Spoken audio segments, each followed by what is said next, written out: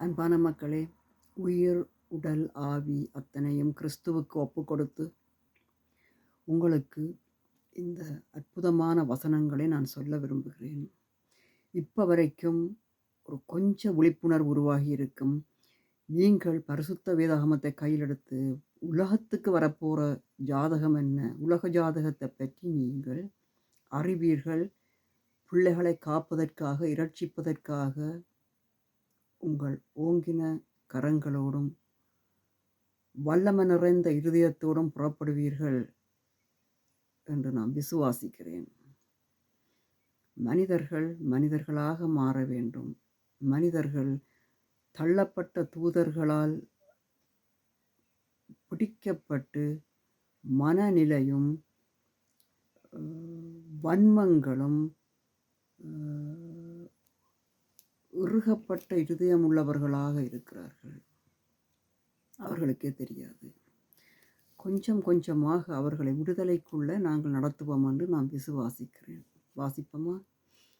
துன்மார்க்கருடைய ஆலோசனையில் நடவாமலும், எங்கே பார்த்தாலும் நெகட்டிவாக எதிர்மறையான ஆலோசனைகள். ஆலோசனை கேட்கறதுக்கு நீங்கள் போகலாமா? லாயர்கிட்ட நீங்கள் போகலாமா? சட்டத்தரணி அங்கே அவர்களுக்கு நீங்கள் தோத்தாலும் காசு, நீங்கள் வென்றாலும் காசு. நீங்கள் எத்தனை தரம் தோக்குறீங்களோ அத்தனை தரம் அவர்களுக்கு காசு. அப்போ நீங்கள் எத்தனையோ தரம் தோக்க வச்சு போனா போதன்று ஒரு தரம் வென்று கொள்வீர்கள். ஆனாலும் அது நிரந்தரமும் இல்லை.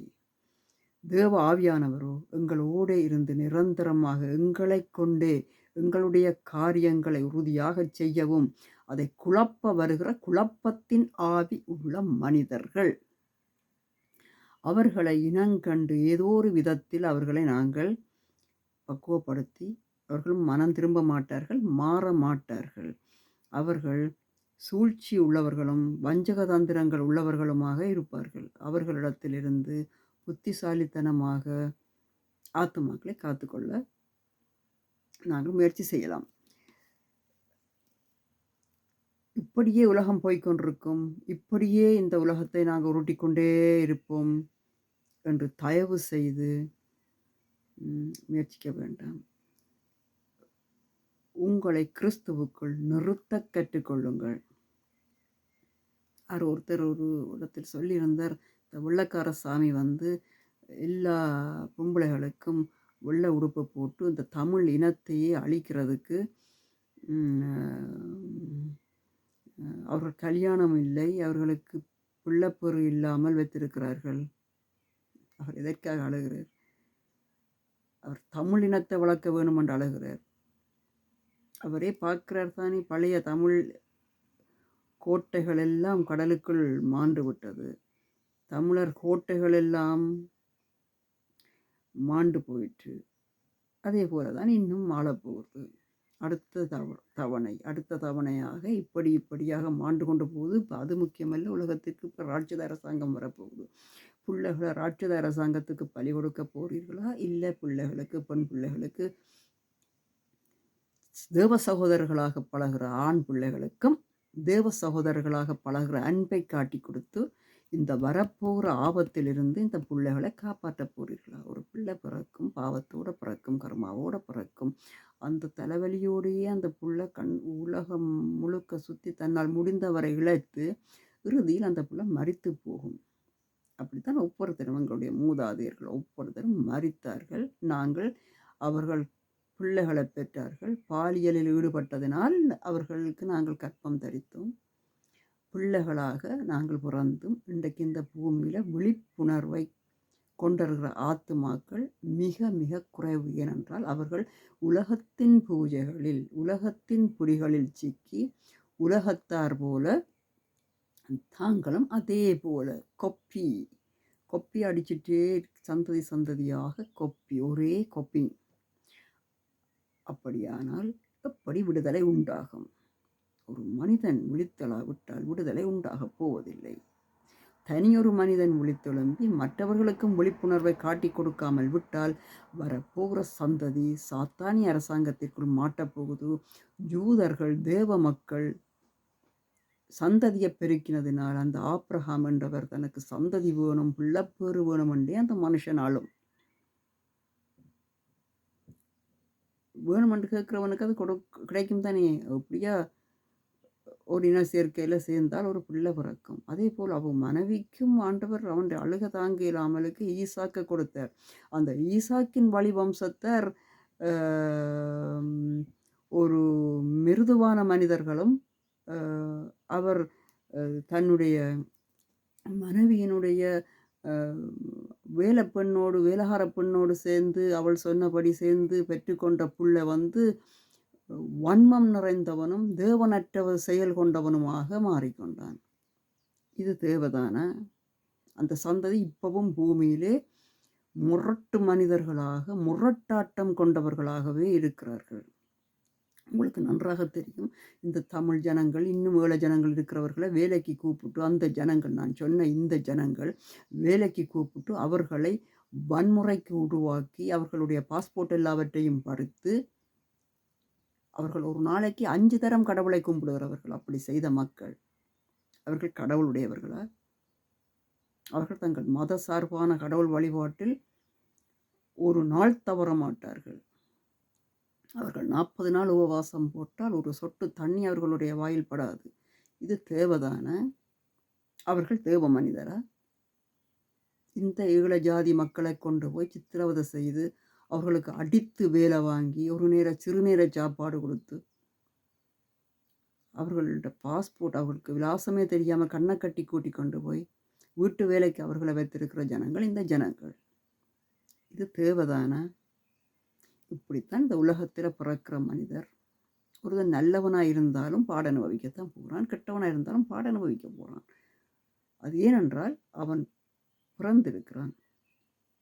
இப்பொழுது நாங்கள் மீண்டும் பிறத்தல் என்றால் என்ன, ஒரு மனிதனுடைய ஆன்மீக விடுதலை என்றால் என்ன, மீண்டும் பிறவாமை என்றால் என்ன, உயிர்த்தெழுதல் என்றால் என்ன? முதலாம் உயிர்த்தெழுதல் 2ஆம் மரணத்தை ஜெயிக்கும். முதலாம் உயிர்த்தெழுதல் என்றால் என்ன, 2ஆம் மரணம் என்றால் என்ன, அதை எப்படி ஜெயிக்கிறது என்ற ஆன்மீக திட்டங்களை பற்றி சிறு பிள்ளைகளுக்கு கற்றுக் கொடுங்கள். சிறு பிள்ளைகளை வாழ விடுங்கள். சிறு பிள்ளைகளை ஒழுங்காக வளர்த்து உங்களுக்கு ஒரு வயசு வந்தவுடன் உங்களுக்கு நாங்கள் கட்டி கொடுப்போம், அங்கே போய் நீங்கள் செய்ய வேண்டியதை செய்து நீங்கள் பிள்ளைகளை பெற்றுக்கொள்ளலாம். இதே போதனையை உங்கள் பிள்ளைகளுக்கு கொடுக்காமல் இருங்கள். இது பயங்கரமான வஞ்சக திட்டம் நிறைந்த சாத்தானுக்கு ஊழியம் செய்வதைப் போல, பிரபஞ்ச கட்டுக்கு ஊழியம் செய்வதைப் போல. அவன் சாத்தானாகப்பட்டது வாயை விரித்து எங்கே என்று காத்திருக்கிறது, மனித இனம் பெருக வேணும். அப்பொழுதுதான் அவனுக்கு வாசி. உங்கள் பண்ணையில் கோழி பெருகினால் உங்களுக்கு எவ்வளவு சந்தோஷமாக இருக்கும். உங்கள் பண்ணைகளில் ஆடு மாடு பெருகினால் மக்களுக்கு எவ்வளவு சந்தோஷமாக இருக்கும். ஏன்? அது ருசி. அதே போலதான் சாத்தானுக்கு மனிதர்கள் மீது கெடு ருசி. உங்கள் பிள்ளைகளை காத்துக்கொள்வதாகில் உங்கள் பிள்ளைகளுக்கு ஞானத்தை உடனடியாக காட்டுக்கொள்ளுங்கள். துறவகம் என்றால் என்ன, அதற்காக போய் அந்த அகோரி அது இது அங்கே அதை வெட்டி இதை வெட்டி அங்கே மலைகளில் போய் தலைகீழாக நின்று சிவன் என்று அங்கே ஒன்றுமே இல்லை. அது உபாதை, உபாதையினுடைய காரியம். முழுமைக்கு வாருங்கள். ஒரு முழுமை பெற்ற மனிதன் சாந்த சொரூபனாக இருந்து கொள்வான். பெண்களை சகோதரிகளாகவே பார்ப்பான். தேவ சகோதரர்களாக பிள்ளைகளை வளர்க்குங்கள். வீடு வாசல்களில் உள்ள அந்த கெட்ட படங்கள், இந்த புரோகிராம்களில் வருகிற கேவலமான ஆட்டங்கள் எல்லாவற்றையும் தகருங்கள். அவர்கள் அழிவை நோக்கி போகிறார்கள். அழிவின் வித்துக்கள், அழிவுச் சாமிகள், நல்லாலோசனை அற்றவர்கள் என்பதை பிள்ளைகளுக்கு வெளிப்படுத்துங்கள். பிள்ளைகளுக்கு நாளாந்தம் சாப்பிடும்போது சமைக்கும் போது வீட்டில் தேவ சித்தத்தை காட்டி கொடுங்கள். எந்த மலை ஏறினாலும் எந்த விக்கிரகத்திற்கு எவ்வளவு பால் ஊற்றினாலும் எவ்வளவு பலிகள் கொடுத்தாலும் அது அடங்காது என்று நன்றாக தெரிந்து, ஏனென்றால் தள்ளப்பட்ட தூதர்கள் வாடிக்கை. தள்ளப்பட்ட தூதர்களின் அர கூட்டம். அந்த கூட்டத்திற்குள் நுழைந்து அங்கே கொடுக்கப்படுறது அவ்வளவும் மீறி அது இன்னும் அதிகமாய் மக்களிடத்தில் எடுத்துக்கொண்டிருக்கிறது உயிரினங்களை, உயிரை. அவர்களுக்கே தெரியாமல் இப்பொழுது கேள்விப்படுறோம் செய்திகளில் எவ்வளவு மோசமான செய்திகள். இந்த செய்திகளை கேட்க பயமாக இருக்கிறது. இப்படியா? என்ன இப்படி ஒரு மனிதனால முடியுமா? தயவு செய்து விழித்தெழுங்கள். விழிப்புணர்வுக்காக சொல்லப்படுகிறது. எவ்வளவு தீர்க்கதரிசிகள் கொலை செய்யப்பட்டு விட்டார்கள். அப்படி இருந்தும் நாங்கள் துணிஞ்சு சொல்லுகிறோம். ஏன்? மக்கள் விடுதலைக்காக, மக்களை காப்பாற்றுவதற்காக. எங்களுக்கு என்ன லாபம்? எங்களுக்கு ஏசப்பா தான் லாபம். நாங்கள் செத்தாலும் ஏசப்பா தான், இருந்தாலும் ஏசப்பா தான், அவர் தான். அவரே அந்த ஞான வித்து. இப்படியே சொல்லி கொண்டிருப்போம். இப்படியே ஏசப்பாட்ட போய் சேர்ந்திருப்போம். மக்கள் பூமியில போய் அந்த நரக தூதன் கையுக்குள் அம்புட்டு விடுவார்கள் என்று தான் வேதம் சொல்லுது. ஏனென்றால் அவர்கள் இனப்பெருக்கத்தை நிப்பாட்ட மாட்டார்கள் என்று தான் வேதம் சொல்லுது. அவர்கள் எப்படியாவது தாங்கள் வறுமையாக போகக்கூடாது என்ற சுயநலத்திற்காக தங்களுக்கு எப்படியாவது கல்யாணத்தை கட்டி, வயசு வருவதற்குள் கல்யாணம் கட்ட வேண்டும் என்று சொல்லி கல்யாணத்தை கட்டி பிள்ளையை பெற்றுக்கொள்ளுவார்கள். அதே நேரம் பிறக்க போகிற பிள்ளைகள் எல்லோரும் பாலியல் 3வது பாலினத்தை சேர்ந்தவர்களாக பிறக்கிறார்கள். காரணம், உலகம் மாறிவிட்டது. அந்த சத்து, அந்த ஊட்டம், அதாவது ஒரு ஆணாகவும் பெண்ணாகவும் பிறக்கிற தன்மையை பூமி இப்பொழுது இழந்து விட்டது. இது அப்படி இருக்கு. ஆனால் அந்த பிள்ளைகள் பிறப்புறுப்பை வைத்து அந்த பிள்ளைகளை அறிய முடியாது. இவர்கள் ஆண் பிள்ளையா, இது பெண் பிள்ளையாண்டு. வளர்ந்து வருகிற வயசில் அந்த பிள்ளையினுடைய உடல் அமைப்பை வச்சு தெரியும். அந்த புள்ளி ஏதோ வேணுமென்று செய்கிறதாக அந்த புள்ளியை அடித்து சித்திரவதை செய்து வீட்டில் இடம் கொடுக்காம வீட்டை விட்டு துரத்தி, இப்படிப்பட்டவர்களுக்கு ஆண்டவர் பிள்ளை கொடுக்க வரவில்லை. ஆண்டவர் சத்தியம் சொல்ல வந்தவர். ஆண்டவர் சத்தியம் சொல்லிட்டார், அப்படி செய்ய வேண்டாம் என்று சொல்லி.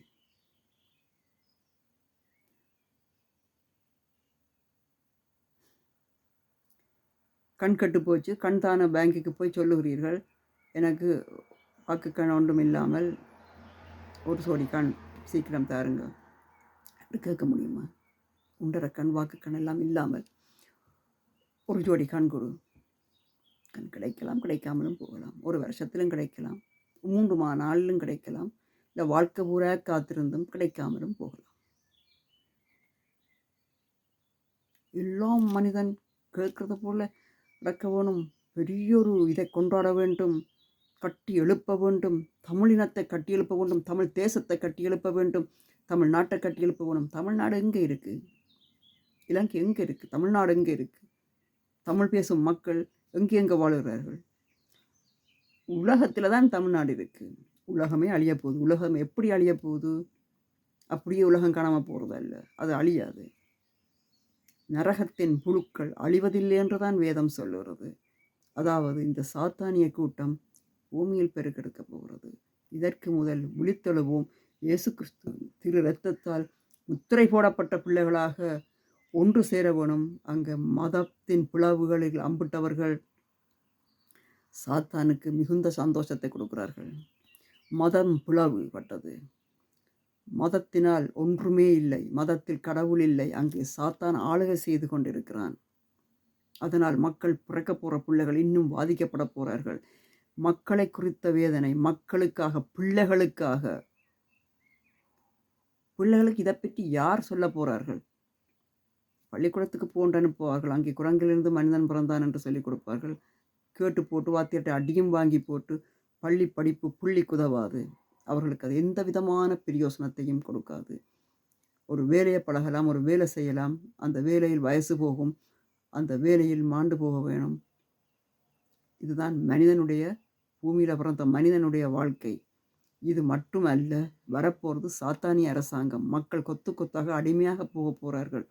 யூதர்கள், தேவ மனிதர்கள் எப்படி அடிமையாக போய் இவ்வளவு காலம் வேதனை அனுபவித்தார்கள், இன்றைக்கும் இருக்கிறார்கள். இப்பொழுது கிறிஸ்துவின் வருகையில் அவர்களுக்கு ஏதோ நடக்கப் போகிறது.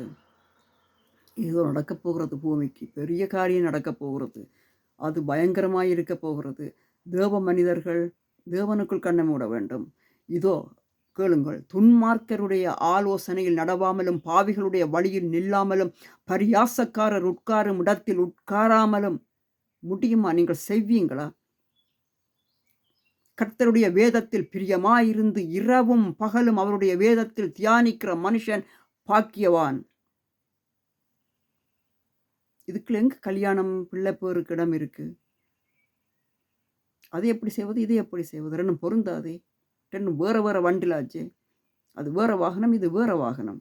அது உலகத்தின் புதர்களுக்கு ஒப்பான வாகனம், இது உயிர்த்தெழுதலின் வாகனம். அவன் நீர்க்கால்களின் ஓரமாய் நடப்பட்டு தன் காலத்தில் தன் கனியத் தந்து இலை உதிராதிருக்கிற மரத்தைப் போலிருப்பான். அவன் செய்வதெல்லாம் வாய்க்கும். ஞானத்தால் அவன் சொல்லப்போற ஞான வார்த்தைகளை பற்றி இங்கே சொல்லப்பட்டிருக்கிறது. உடனே எல்லாரும் தப்பாவே புரிஞ்சு கொள்ளுவார்கள். பல்கி பெறுகிற சிந்தனை தான். உலகம் ஆபத்தை நோக்கி போய்கொண்டிருக்கிறது என்று தெரிந்தும் எவ்வளவு துணிகரம். துன்மார்க்கரோ அப்படி இராமல் காற்று பறக்கடிக்கும் பதரை போல இருக்கிறார்கள். பிறக்கிறார்கள், வளர்கிறார்கள், வயசு போகுது, கண்ணை மூடுகிறார்கள். இப்படியே அடிச்சு அள்ளிக்கொண்டு போய்கொண்டே இருக்கிறது. இதுக்கு எந்த மாற்றமும் வராது. மாற்றம் ஒரு மனிதன் தன் முடிவைத்தான் எடுக்க வேண்டும். நான் இப்படியாக வாழ்ந்து இப்படியாக கடவுளுக்குள் நான் போய் சேர்ந்த சித்தமுள்ளவனாயிருக்கிறேன், அந்த வாழ்க்கையில் நான் சந்தோஷமாயிருக்கிறேன் என்ற முடிவுக்குள் கடந்து வர வேண்டும். ஆகையால் துன்மார்க்கர் நியாய தீர்ப்பிலும் பாவிகள் நீதிமான்களின் சபைகளிலும் நிற்பதில்லை. கர்த்தர் நீதிமான்களின் வழி அறிந்திருக்கிறார், துன்மார்க்கரின் வழியோ அழியும். இது பழைய ஏற்பாடு. புதிய ஏற்பாட்டில் இவருடைய சந்ததி, இவர் இஸ்ரவேலின் முதல் மன்னன் தாவீது, 2வது மன்னன் தாவீது எழுதின புத்தகம். முதல் மன்னன் சரியில்லை என்று கண்டு 2வதாக இவரை அபிஷேகித்து, இவர் ஒரு மனுஷன் பாவி, இவர் செய்து பாவம், ஆனால் கடவுளை பிடித்து கொண்டார். ஆனபடினால் இவருடைய 14வது சந்ததியில் தான் இயேசு கிறிஸ்து வந்து பூமியில் பிறந்தார். கர்த்தருடைய அவதார புருஷன் பூமிக்கு வந்தது இந்த ஜூத சந்ததியிலிருந்து. அவர்கள் தேவ மனிதர்கள். தமிழர்களுக்கும் ஜூதர்களுக்கும் நிறைய தொடர்பு இருக்கிறது. அவர்கள் ஜூதர் உள்ள இடங்களில் தமிழர்கள் இருந்தார்கள். அவர்கள் தமிழர்களுடைய ஆண்டும் ஜூதர்களுடைய புத்தாண்டும் உண்டு. ஜூதர்களுடைய கொண்டாட்டமும் ஜூதர்களுடைய முறையும் தமிழர்களுடைய முறையும் உண்டு. அதிலே அந்த ஜூதர்களுக்குள் கடவுளை சித்தம் இல்லாமல் கடவுள் சித்தத்தை விட்டு விலகினவர்கள் தான் விக்கிரக வழிபாடு செய்தார்கள். தேவ துரோகிகளுக்குள் அவர்கள் அம்பிட்டு கொண்டார்கள். அதனால் அவர்களுக்கு அழிவு உண்டாகிச்சு. விலகியோடவும், விக்கிரகங்களுக்கு விலகியோடவும், தேவனை பெற்றுக்கொள்ளவும், தேவ கடாட்சியம் மனசையும் வீட்டையும் ஆளுக செய்வதாக இயேசு கிறிஸ்துவின் திரு இரத்தத்தால் உலகப் பிரளயமும் சாத்தானின் முத்திரை வருவதற்கு முன் இயேசு கிறிஸ்துவின் திரு இரத்தத்தால் முத்திரை போடக்கூடிய பிள்ளைகள் எல்லாருக்கும் நான் முத்திரை போடுவேன், எல்லாருக்கும் போடுகிறேன் முத்திரை. பெற்றுக்கொள்ளுங்கள், எடுத்துக்கொள்ளுங்கள், இந்த பேச்சு எடுத்துக்கொள்ளுங்கள். இதோ நான் தினமும் எனக்கு இயேசுவின் திரு இரத்தத்தால் பரிசுத்த முத்திரையை நான் என் நெற்றிகளில் போடுகிறேன். வம்சங்கள் யாவருக்கும் போடுகிறேன். இனசனம், சொந்தம், பந்தம் எல்லோருக்கும் நான் போடுகிறேன். உலகவாழ் மக்கள் அத்தனை பேருக்கும் போடுகிறேன். பெற்றுக்கொள்ளவும். இயேசு கிறிஸ்துவே செய்கிறார். இது கிறிஸ்துவின் காரியம், இது கிறிஸ்துவின் ஊழியம். திருவிருந்து திரு இரத்தத்தால் உண்டாக்கப்பட்டது. ஹல்லேலூயா, ஸ்தோத்திரம். திரு இரத்தம் மனிதனுக்கு உண்டாகும் பலியை காத்துரட்சிக்கும். ஏனென்றால் ஏற்கனவே பரிசுத்த பலி ஒவ்வொருத்தரின் பேரும் கொடுக்கப்பட்டாச்சு. இனிமேல் பாவம் செய்யாது கிறிஸ்துவுக்குள் காத்துக்கொள்ளுங்கள். கர்த்தர் ஆசீர்வதிப்பாராக. ஆமேன்.